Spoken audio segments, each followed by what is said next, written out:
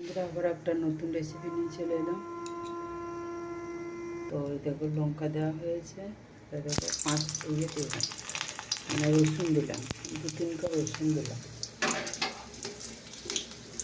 আর এদিকে দেখো মূলোর শাক, ছোট ঝুড়িতে কেটেছি। তো দেখো মূলোর শাক দেখতে পাচ্ছি।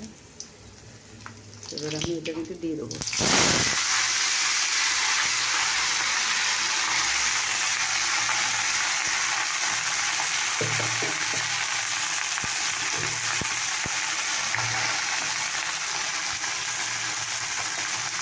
এটা মধ্যে দিলে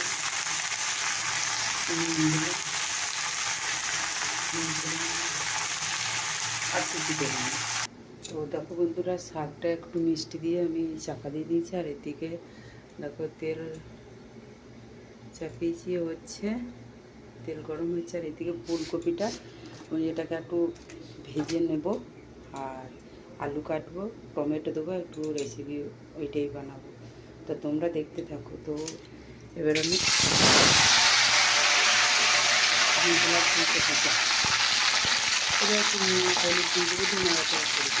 তো দেখো বন্ধুরা, আমার ফুলকপিটা ভাজা হয়ে গেছে দেখতে পাচ্ছ।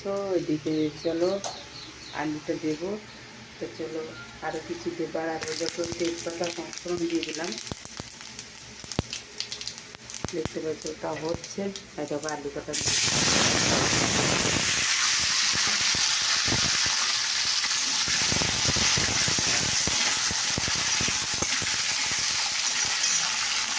তো দেখো বন্ধুরা,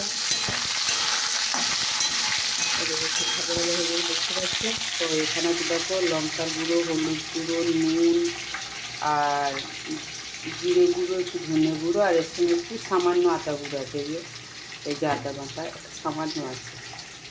তো দেখো বন্ধুরা, আমি এটা মিক্স করে নিচ্ছি। এবার আমি দিয়ে দেবো। তো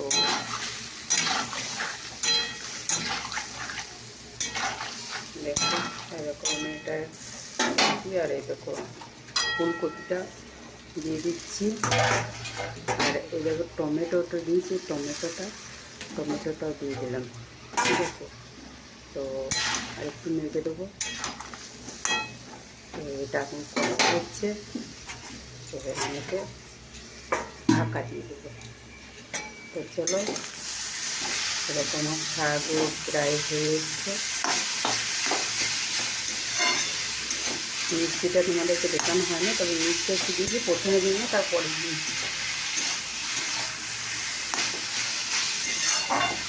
ওটাতে শাক হচ্ছে।